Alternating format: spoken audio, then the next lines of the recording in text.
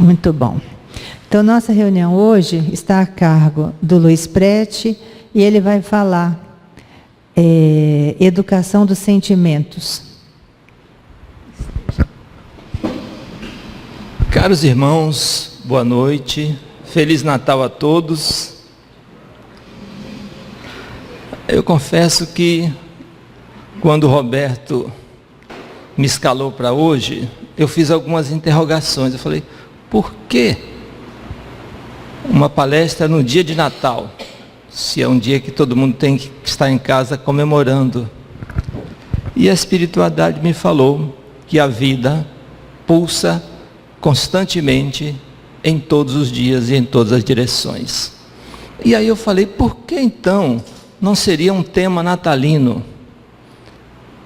E veio uma outra resposta.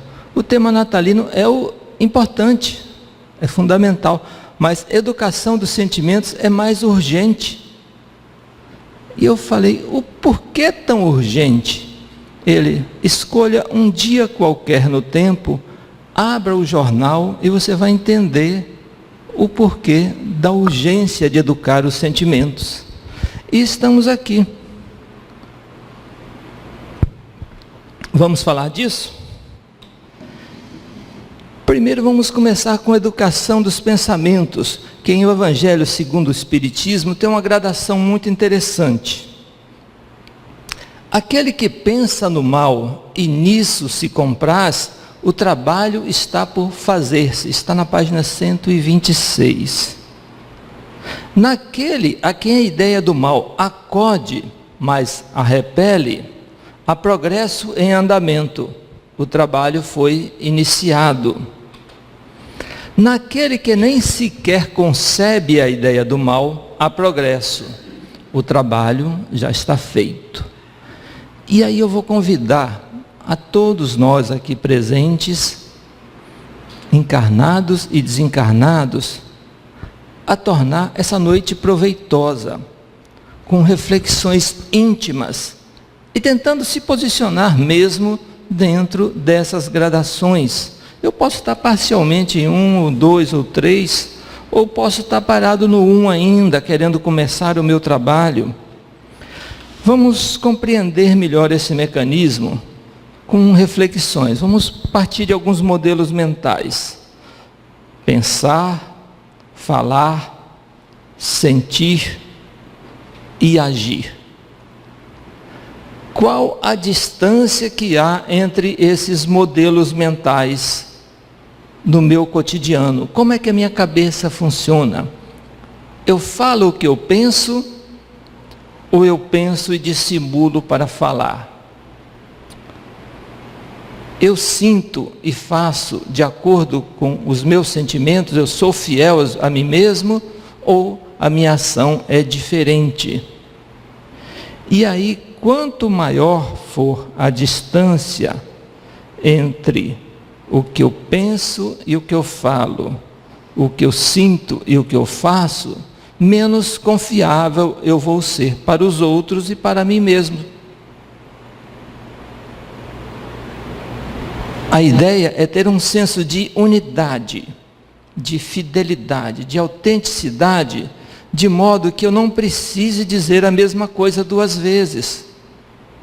Porque quando eu disser, eu vou passar para quem está me ouvindo a sensação de que aquilo é assim, de que aquilo é uma verdade e que eu vou agir em sintonia com aquilo que eu penso, sinto e faço. Vamos agora pensar em um processo educativo, sempre com a ideia que é um processo lento, que avança-se muito pouco numa encarnação e que educar um espírito pode levar milhões de anos. Então, imaginemos um ciclo contínuo de compreensão, em que eu assimilo conteúdos, de aceitação, em que eu começo a questionar e selecionar aquilo que eu compreendi, e um processo de transformação, que daquilo que eu aceitei, eu mudei minha conduta. Vamos pensar sempre nesse ciclo e colocá-lo ele em prática. Vamos partir de um oceano de informações, jornais, revistas, livros, conversas, palestras, etc. Desse oceano de informações que me rodeia, eu tenho uma pequena praia de conhecimentos, que é de todas as informações que eu recebi, aquelas em que eu compreendi o que estava sendo dito. E depois eu tenho um rio de aceitação. Daquilo que eu compreendi, do que me foi dito, eu só aceitei essa pequenina parcela. E de tudo o que eu aceitei, eu tenho apenas um riacho de transformação. E eu só tenho um riacho de transformação porque hoje é Natal. E eu estou sendo generoso, é uma goteira. Nós nos transformamos muito pouco. De tudo o que passamos, convivemos, recebemos, é muito pequena a nossa transformação. Ela vem por pulsos, vem por ondas. Certo? Tem época que a gente vai conseguindo se antecipar aos fatos, prever e se adequar a eles. E tem épocas em que a gente é arrastado pela torrente e é obrigado a se transformar, por meio de guerras, por meio de necessidades, por meio de catástrofes. Então nós vamos pensar aqui, encarnados e desencarnados, que neste momento em que nós estamos aqui conversando, nós estamos em tempos de paz, com os sentidos físicos satisfeitos, sem ter preocupação onde vou dormir, o que vou comer, para onde eu vou. Estamos todos amparados. A partir desse estado de equilíbrio material, nós vamos começar a estudar. E vamos partir de uma base conhecida de todos, pecados capitais. Todos já sabemos de cor desde a infância. E o fato de partirmos dessa informação compreendida e aceita, nos facilita explicar o processo de educação e aquele processo que nós convidamos a todos a fazer, que é como eu estou em cada quesito desse. Como eu estou na vaidade, na preguiça, na luxúria, na inveja, na avareza ou na gula ou na ira. Vamos trabalhar cada um deles sobre algumas perspectivas diferentes, mesmo com nomenclaturas diferentes, mas nos situando a cada momento. Vamos partir da ideia de pecado como uma desobediência à lei divina, um processo educativo e uma virtude que seria a conformidade com a lei divina. Sempre tendo a ideia de que, para o intelecto, a visão da virtude é um desperdício de recursos. E para a visão da virtude, o pecado é um desperdício de possibilidades de evolução. Então nós estamos aqui vivendo um pé na vida material e um pé na vida espiritual. Moral e intelecto se digladiam o tempo todo. Para quem vive a vida material, que pode se chamar de pecado, apenas hipoteticamente, a virtude é um desperdício, é uma perda de tempo. E para quem compreende a vida espiritual, o pecado é um atraso de vida. Vamos trabalhar essa ideia dentro dos 7 pecados capitais. Vamos começar com o primeiro, a soberba. Como é que eu estou a nível de soberba? Eu me exalto o tempo todo? Quando eu vou fazer prece, por exemplo, falo, Deus, eu não queria lhe incomodar, mas porque não tem jeito, eu não consegui nenhum recurso, eu vou ter que me dirigir a você. Ou, através de um processo de educação, eu vou ter a humildade. Como eu me situo nesse processo, nessa transição? Em que grau educativo eu estou na transição da soberba para a humildade. Como eu olho aqueles que me rodeiam, assim, assim ou assim. Se eu olho assim, eu estou reconhecendo uma superioridade que não existe e, na verdade, é uma vaidade, é uma soberba. Eu estou querendo ser exaltado. Se eu olho assim, eu estou olhando como se eu fosse superior a alguém que está abaixo de mim. E quando eu olho nos olhos, eu nivelo, eu estou olhando com igualdade. E eu posso dizer, a quem quer que seja, você tem mais patrimônio, você estudou muito mais, você tem mais conquistas, tem mais evolução, mas você não é melhor do que eu, nós somos iguais, porque o que você alcançou com sua maturidade é o meu caminho evolutivo, e pode ser ao contrário, mas sempre que eu olhar para alguém, eu tenho que olhar para alguém em condição de igualdade perante Deus. Porque eu nunca vou conseguir me igualar. Eu tenho que me comparar com o meu ontem e não com o outro. Próximo pecado, a ira. Como é que eu reajo quando eu recebo uma fechada no trânsito? Uma agressão moral? Como que eu processo isso?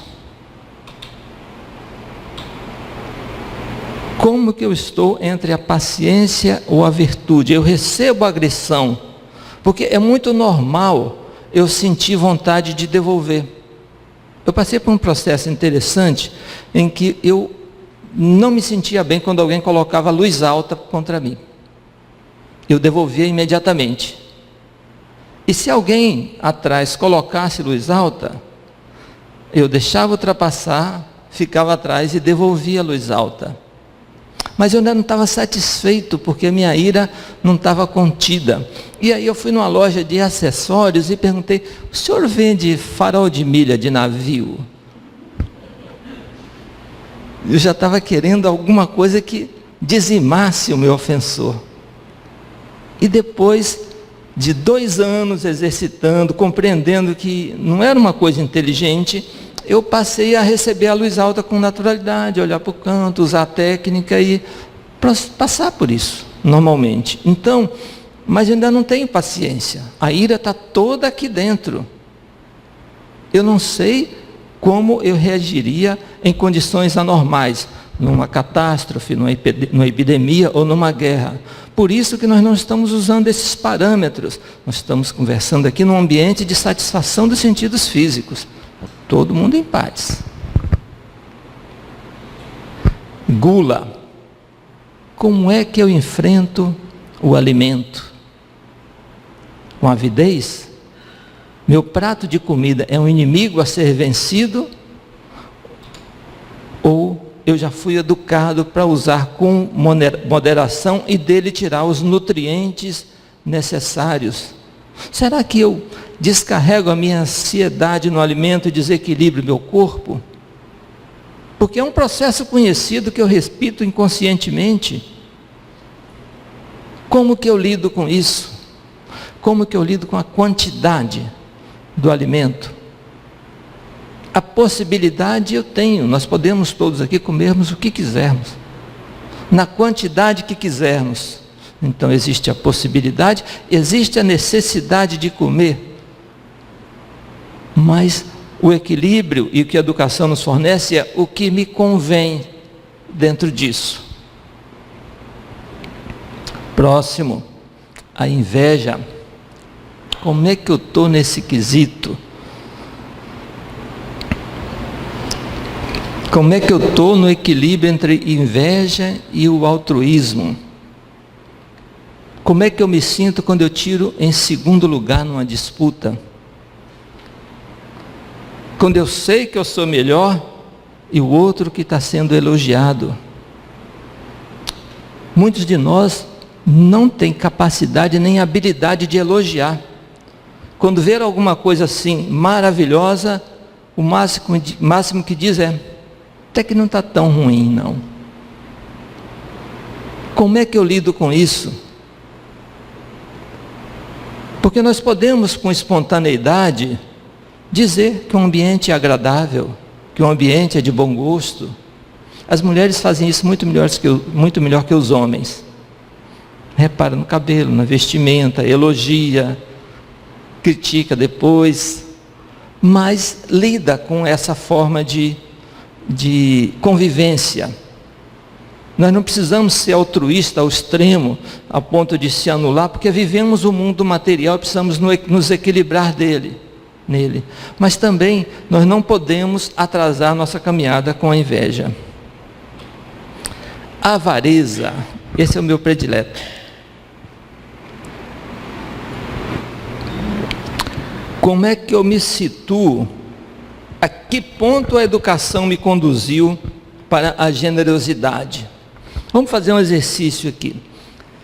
Eu estou caminhando numa calçada e vejo um pedinte, um de nós em estado de necessidade. Aí eu me disponho a ajudar, vou ajudar esse irmão, certo? Ele estende a mão, eu pego a carteira, tem 3 cédulas de 50. Eu dou uma cédula de 50 a ele, eu adio a caridade que eu fui impulsionado a fazer, eu vou trocar o dinheiro e volto ali, porque é uma justa medida. Vamos pensar de R$1 a R$100, quanto eu daria, e aí eu vou dizer o tanto que eu já tenho de generosidade em relação à avareza. Pode ser uma medida. É uma situação hipotética, mas pode acontecer conosco. E poucos de nós talvez dariam os R$50. É uma reflexão para se fazer. E dinheiro é algo que passa muito rápido pela vida da gente. Ou tem uma outra, vamos colocar uma outra situação hipotética. Imagine que estamos sonhando. E nesse sonho eu tenho que fazer um trajeto e entro no Transcol. Certo? Entrego R$100 ao cobrador. E aí, antes dele me dar o troco, alguém me acorda. Isso vai me desequilibrar? Será que eu vou ter que ir lá na empresa de ônibus pegar meu troco? Será que eu vou cobrar de quem me acordou? Será que eu vou ficar atordoado dizendo, perdi R$97? São coisas assim, parecem absurdas, mas que passam pela cabeça da gente. Nós precisamos saber a importância que os recursos têm na vida da gente para aprender a circular esses recursos, ser generoso e atrair generosidade. Vamos fazer um outro exercício mais simples ainda. Cada um de nós aqui tem um anjo da guarda, certo? Então, logicamente, aquele irmão carente que está ali na calçada, ferido, pedindo, ele também tem um anjo da guarda. Só que nós aqui, em estado de tranquilidade, nós demos outro tipo de trabalho para o anjo da guarda, que senão aquelas necessidades físicas, materiais que aquele que está ali. Então, o anjo da guarda dele tem mais trabalho conosco, com ele, do que conosco, do que o nosso conosco, pelo menos esse tipo de trabalho mais físico. O anjo da guarda dele precisa do nosso concurso para erguer, ele não consegue erguer. Então, se eu chego e dou aqueles R$50, e não quero saber o que ele vai fazer com ele, simplesmente eu dou por um ato de generosidade, eu vou estar de alguma forma me afinando ou facilitando o trabalho do anjo da guarda daquela pessoa. E quanto mais pessoas ajudar, mais recursos podem chegar até mim e mais amigos eu vou ter na espiritualidade. Que além do meu anjo da guarda, eu vou ter o de cada um que eu ajudei desinteressadamente e com compaixão, com amor. Até o ponto em que eu não vou mais sentir nem necessidade de ser amado, vou sentir necessidade de amar. São reflexões que comportam esse pecado. Eu me alonguei nele por ser o meu predileto. A luxúria. Será que a educação já me conduziu ao decoro? Será que eu me controlo ao vício, por exemplo, de quando passa alguém do sexo oposto, olhar para trás? Será que eu já me eduquei a esse ponto? Será que eu já parei de agir como se ninguém estivesse me vendo? Porque na luxúria nós nos desequilibramos. Nós ainda somos bem primitivos, bem animalizados nessa parte. Educar sentimentos é ser respeitoso, não é não sentir. O desejo ele é natural. Mas educar, conter e saber canalizar esse desejo, essa energia, faz parte de um processo educativo. Nós já tivemos oportunidades de ver e ouvir falar de muitos de nós que se desequilibraram nesse quesito. Presidente de nações poderosas, líderes espirituais, chefes, todos os tipos, todos nós. Então é da natureza humana e cabe a nós nos educar. Preguiça. Como que eu ando nesse quesito? Eu estou adiando coisas que eu deveria fazer? Ou estou sendo diligente com tudo? Existem aqueles de nós que parece que passou existências anteriores na ociosidade e que nasceu com pressa, que quer fazer tudo até sem refletir. E existem aqueles que têm uma diligência, ou uma preguiça. Precisamos saber aonde nos situamos. Estamos mais próximos da Bahia ou de São Paulo? E há um misticismo nisso, porque na Bahia trabalha-se muito mais que em São Paulo. A diferença é que o baiano leva feriado a sério. O paulista não respeita isso. Lá é coisa sagrada. Vamos em frente, gente. Vamos refletir. Agora que nós já olhamos os 7 pecados capitais na essência, vamos olhar em alguns ambientes. No trabalho. Como é que está a minha ganância? Eu quero subir e chegar ao topo da minha carreira, sem nem saber o que é, sem nem saber para quê.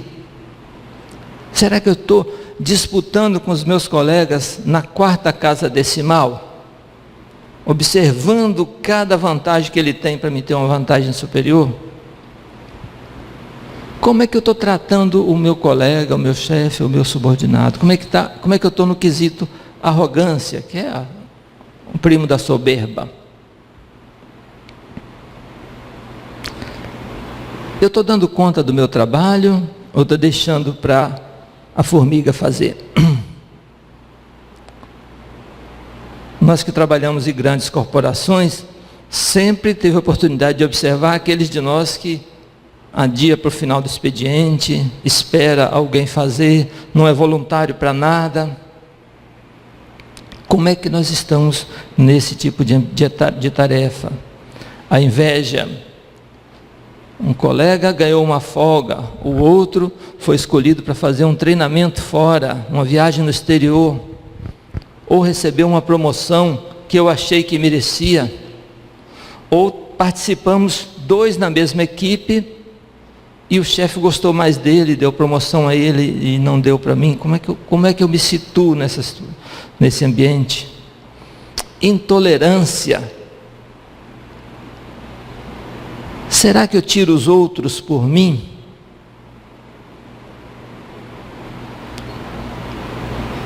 Eu me considerando mais apto do que ele, não consigo conviver com os erros deles. Como é que eu estou nesse quesito? Tirar os outros por si é uma das formas mais cruéis que tem de tratar o outro, porque falta indulgência. E cada um de nós acha que já tem bom senso suficiente. Aliás, segundo Descartes, é o bem melhor distribuído por Deus, é o bom senso, que todos acham que já tem o suficiente e não quer mais nem um pouquinho. A raiva. Será que eu estou quebrando o computador, jogando copo na parede, igual fazem nas novelas? Será que eu estou indo no pescoço de alguém, rasgando o papel, chutando o balde de lixo? Como que eu estou no meu ambiente de trabalho? Porque a cada item desse, eu vou agindo instintivamente como se eu não estivesse sendo visto. Ou como se quem estivesse me vendo achasse que eu estivesse com razão, que eu tinha o direito de fazer aquilo, de desabafar de uma forma desequilibrada. Ou ostentação. Será que eu, acima das minhas possibilidades financeiras, eu quero mostrar para alguém que eu tenho mais? São termos de uma eloquência que nós não precisamos discorrer muito. Saindo do ambiente de trabalho, vamos para um outro ambiente agora. Os 7 pecados capitais na era digital. Eu e a rede. Como é que eu me comporto nela? A vaidade. O que é que eu publico no meu Instagram? Eu nunca vi ninguém publicar uma foto mastigando de boca cheia ou com um prato sujo em cima da mesa. Procura o melhor ângulo, seleciona, coloca uma paisagem bonita atrás e está sempre buscando se exaltar. Não critico as redes sociais, são ferramentas maravilhosas, divinas, mas é como eu estou lidando com ela nesse momento aqui. Como é que está a minha vaidade, a minha soberba? O LinkedIn é um aplicativo de busca de trabalho, busca de relacionamentos profissionais. O tanto que eu me exalto, eu coloco experiências que eu não tenho, cursos que eu não fiz, douro a pílula, como dizem, ou seja, me coloco num patamar em que eu seja invejado. Como é que está a minha ira no Twitter? O Twitter é uma ferramenta que você coloca uma frasezinha curta e é a primeira coisa que vem na cabeça. É onde o ódio é destilado, puro, sem mistura nenhuma. Muitos de nós aqui, encarnados principalmente, desencarnados principalmente, não tem essas ferramentas, mas a maioria tem e em alguns momentos agem dessa forma. Como é que está a minha luxúria no Tinder, que é um aplicativo de encontros? O que é que eu busco nesse aplicativo?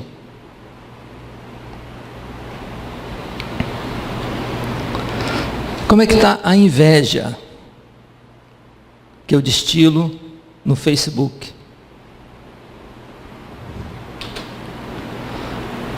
Como é que eu estou lidando com a minha gula no iFood? Porque ali não tem ninguém vigiando, eu estou sozinho em casa, eu e o aplicativo e o cartão de crédito. Ou como é que está a minha preguiça, em que eu vou adiando tudo e fico ali na frente do Netflix? Peço a vocês que compreendam que não é crítica a ninguém, é reflexão. Ou seja, como eu estou lidando com ferramentas que há 20 anos atrás não existiam, que agora estão na minha vida, que são imensos facilitadores, em que eu estou agindo ali, achando que eu não estou sendo vigiado, nem acompanhado, mas que estou sendo e estou, em alguns momentos, me desequilibrando no uso de uma ou de outra dessas ferramentas. São reflexões. Mahatma Gandhi nos apresentou novos pecados capitais que seriam os responsáveis pelas injustiças sociais. Vamos refletir sobre cada um deles. Conhecimento sem sabedoria. Alguns de nós tem uma ânsia de mostrar que sabe mais que o outro, que sabe de outras coisas, que tem resposta para tudo, e usa todo o conhecimento enciclopédico que tem em desequilíbrio. Geralmente quem tem essa tendência não deixa os outros falar, não sabe ouvir ainda, que é a ferramenta fundamental da educação. Prazer sem escrúpulo. Toda vez que eu me relaciono ou que eu busco uma fonte de prazer, eu tenho uma contrapartida. A fonte de prazer, ela pode me degradar psiquicamente, me degradar energeticamente e pode desequilibrar o outro. Porque quando eu busco uma fonte de prazer, eu busco saciar um instinto, e não é uma coisa muito refletida, nem sempre é refletida. E às vezes eu não tenho cuidado em ver, por exemplo, que nessa fonte de prazer pode ter uma pessoa envolvida. O que é que eu estou causando no universo psíquico de alguém buscando prazer? Religião sem sacrifício. Não estou falando de dízimo não, tá? Falando de sacrifício, abnegação. Se nós pegarmos o Cristo que veio nos dar o exemplo de que seria uma religião com sacrifício, nós não precisamos ser crucificados, mas algum esforçozinho em prol do próximo nós precisamos para nos sentirmos religiosos. E isso vai nos dar uma satisfação íntima muito grande. Ciência sem humanismo. Uma palavra: bomba atômica. É o ápice do intelecto e o extremo da crueldade. Comércio sem moral. Aí nós podemos falar de balança, de troco, de limite de lucro, de qualidade, mil coisas em que o comerciante probo não faz. E o comerciante geralmente é aquele que tem uma atividade de longo prazo. Ninguém abre um comércio para ficar 2 anos e fechar. Você abre um comércio para transmitir para a geração. E se você não conduzir aquilo com o mínimo de moralidade, não funciona. E causa injustiça social. Riqueza sem trabalho. No Ocidente, e até no Oriente também já, nós somos divididos entre os que vivem do lucro e os que vivem do trabalho. Cada um dentro das suas possibilidades. Mas a humanidade está dividida entre esses 2 grupos. Sendo que o grupo que vive do lucro faz um esforço tremendo para que quem viva do trabalho não tenha a propriedade privada, que é o meio de utilizar o trabalho e obter o lucro. Então, dentro dessa, e não se critica a riqueza, nem a possibilidade de riqueza. Aqui nós não estamos pregando a lata de caranguejo, que quando um vai saindo, o outro puxa pela perna. Não, a ideia não é essa. É trabalho. É você sentir o prazer da conquista daquela riqueza, pelo esforço, pela inteligência, mas dentro de todo esse contexto aqui. Política sem idealismo.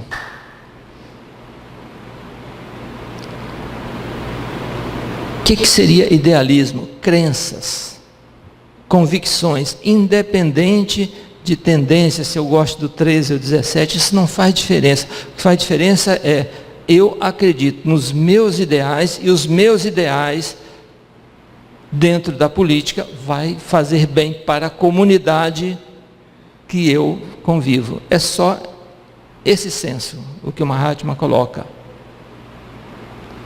A política é conhecida por alguns filósofos como a fronteira da guerra. Quando saem os generais, entram os diplomatas. Quando saem os diplomatas, entram os generais. Certo? Então, nós precisamos, para liderar politicamente, ter um idealismo, ter uma noção do que está sendo construído e da contribuição que podemos dar. Esse, em linhas gerais, seria o pensamento do Mahatma Gandhi. Bom, nós falamos de pecados como se condena isso. Mas não é tão ruim. Vamos aliviar um pouquinho a questão do pecador. Porque algumas vezes eu me orgulho do que deveria me envergonhar. Tem coisas que eu faço que dentro de uma perspectiva material me dão orgulho, porque eu consegui nos meus melhores talentos, e quando eu olho na perspectiva espiritual eu estou devendo. Eu me sinto mal. Vamos começar do básico. Elementos gerais do universo: Deus, Espírito e matéria. E, unindo tudo, um fluido universal. Certo? O que não é Deus e não é Espírito é matéria. Isso aí é um raciocínio muito lógico. Nós vamos começar. Questão 21 do Livro dos Espíritos. Estão fixados Deus, Espírito e matéria, elementos do universo. Na questão 620, diz que muitos confundem as leis que regulam as condições da vida na alma com as que regem a vida do corpo. E existe sim essa confusão, e sempre existiu em todos os tempos. E olha o que é que eles fazem. São ensinados falsos princípios, apresentando como divinas leis humanas direcionadas para servir as paixões e dominar homens. As revelações divinas sempre foram desvirtuadas para conquistar ou dominar os conquistados. Então, em meio a essa confusão, quem está certo? Quem está errado? Onde está a verdade? A verdade existe? São 1000 questões que a gente faz e cada um vai seguindo o coração e aportando de uma religião, outra, mas ainda sem uma certeza de fundo. Certo? Vamos tentar elucidar. Na questão 785 do Livro dos Espíritos, fala que o egoísmo, o maior obstáculo ao progresso moral, é uma das alavancas do progresso material. Logo, eu não consigo viver na vida material de acordo com os homens do meu tempo, sem cometer aquilo que espiritualmente chama-se de pecados.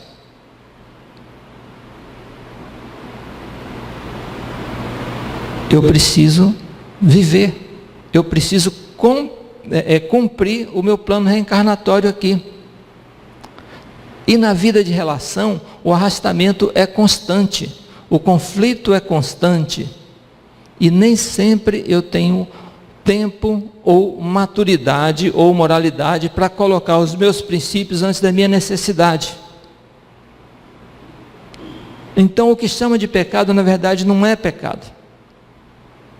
São os meios com que ainda nos utilizamos no nosso grau evolutivo para sobrevivermos no mundo material. Tem nada de errado com isso. Porque daqui a alguns milhões de anos nós não vamos estar fazendo mais nada disso. Se estamos fazendo agora, é uma condição transitória. Por isso que é urgente nos educarmos para pararmos de nos envergonhar quando chegarmos na vida espiritual, olharmos para trás e nos vermos fazendo coisas que eu não acredito que eu fiz isso. Tinha alguma coisa errada comigo nesse momento. Não sou eu, mas sou eu. Não consigo entender. Exatamente porque é necessário que a gente compreenda o processo. E compreenda que cada uma, a ira, a soberba, a preguiça, todos eles fazem parte da nossa escala evolutiva e nós aportamos em cada um deles. E o processo educativo é exatamente compreendê-los, ter uma compreensão maior do contexto em que vivemos, para então irmos nos educando e construindo virtudes. E são milênios para construir uma virtude. Não é uma coisa simples. O que nós estamos fazendo aqui é só nos esclarecendo sobre um processo que é natural e que talvez ainda não tivemos parado para prestar atenção no mecanismo. E é um mecanismo muito simples. Para encerrar, vamos passar aqui alguns imperativos cristãos que é a base da educação espiritual. Aprende humildemente. O que é aprender com humildade? Alguns de nós ainda termina a frase do professor, ou fica conferindo de que livro o professor tirou aquilo, para ver se ele tirou errado, buscando o erro na fala do outro, ao invés de aproveitar o que está sendo oferecido. Ou quer mostrar que sabe mais. Administra educando. Podemos gerir coisas, mas conduzir pessoas, de pessoas não se administra, pessoas se cuida. Nós administramos coisas, bens. Obedece prestativo, não precisa sair batendo o pé ou gritando. Precisamos compreender que em alguns momentos, independente da nossa posição, da nossa compreensão, o melhor que temos a fazer é obedecer, fazer a roda girar. Nós estamos aqui para aprender, e a obediência prestativa é um sinal de humildade. Ama edificando.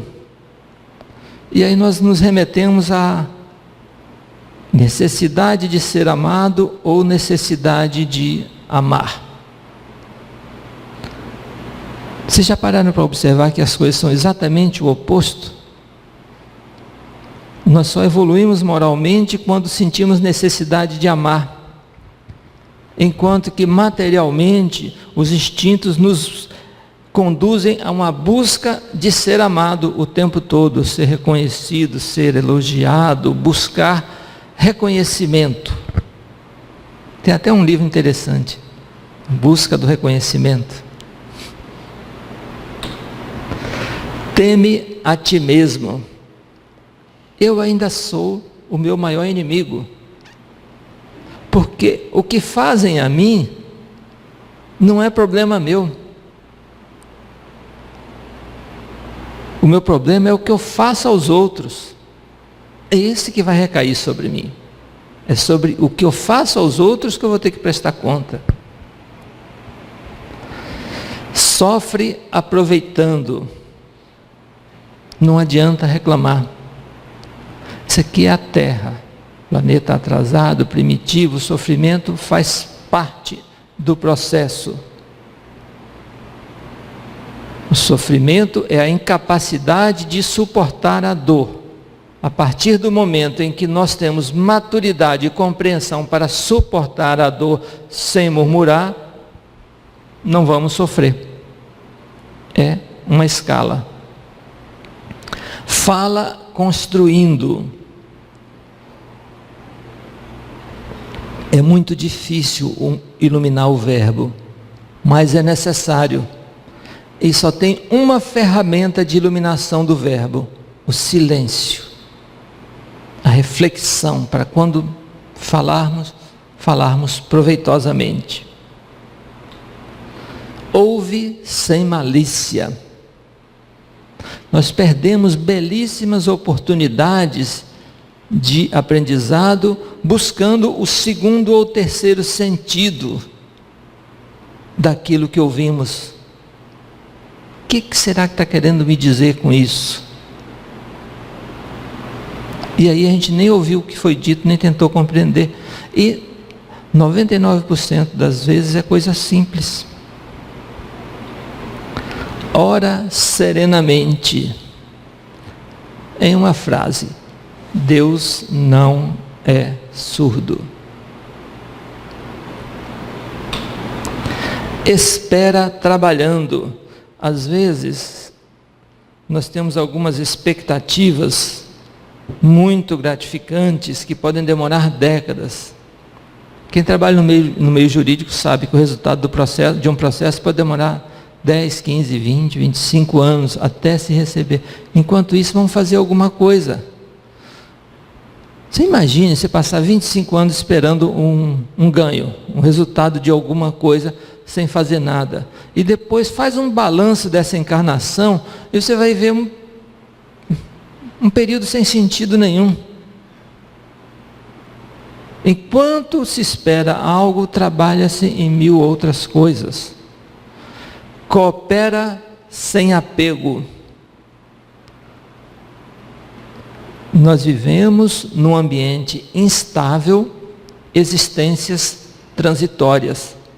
Não tem necessidade de botar o nome na rua, na placa, no trabalho, não tem necessidade disso. Não falo aqui de direitos autorais, de propriedade intelectual, que é um outro assunto.